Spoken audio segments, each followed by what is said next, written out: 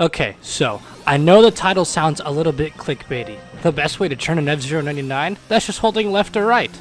Well, that is true, but this is the best way to turn with the Fire Stingray. The technique I'm going to teach you about, blast turning, is most effective with the Fire Stingray, but can also be used in different circumstances with the 3 other machines in the game. As always, this guide is meant for newer players or players looking to increase their skill level. The topic I talk about you may already know, and in that case, that is awesome. I'm really proud of you. And before we get started, please leave a like on the video and subscribe to my channel if you haven't. I really appreciate and I'm very thankful for all the support you guys give me, and I would really like to make a push to try and get 1,000 subscribers. Thank you. Without further ado, let's get started. You may have noticed in gameplay with the Fire Stingray that even though it has the highest top speed and the best handling, it has a really bad tendency to understeer. And when it understeers, it usually collides with the wall or another player and you greatly lose speed. There is a way to remedy that, however, with the technique from F-Zero Super Nintendo that carries over called blast turning.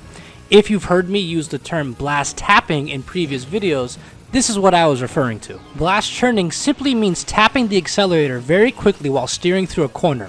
Without it, Fire Stingray will have a bad tendency to understeer and continue going straight, certainly at top speed. You should be using blast turning constantly. It's the best way to get around the track and speed through those corners like a pro, and avoiding you from hitting the rails. I will be demonstrating blast turning's capabilities on the track Sand Ocean.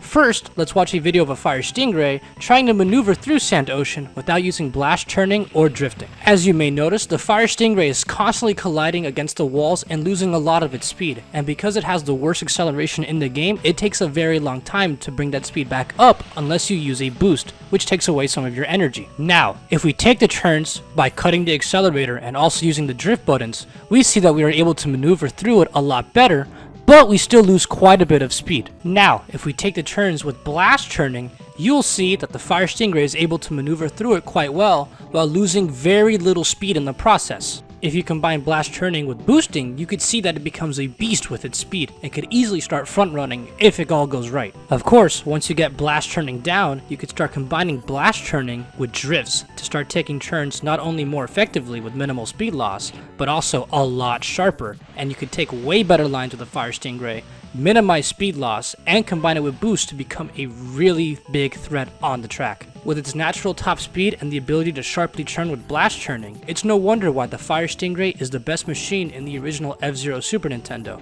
and why it still has some overall world records in F-Zero 99 compared to the Golden Fox. Now, the other machines can still use blast turning to some extent. If you try to blast turn with the Golden Fox, the Blue Falcon, or the Wild Goose, you will have too much speed loss to really render it very effective. The best thing to use blast turning for with the 3 other machines is if you are taking a turn and you are starting to lose control, doing blast turning will allow you to regain your grip and hopefully stop you from crashing into a wall or another player or exploding AI snail. The reason for this is because of the physics of blast turning, you are constantly braking and regaining your grip.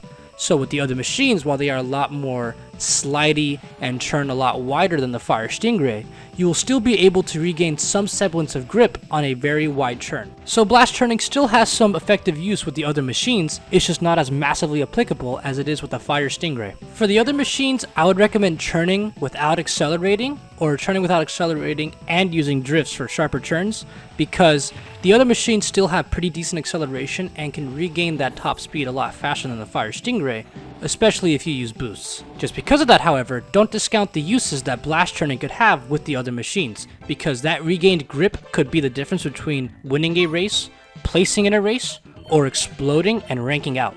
Thanks for watching this video. Please leave a like if you haven't, and please subscribe if you haven't. Thank you. I'll see you next time.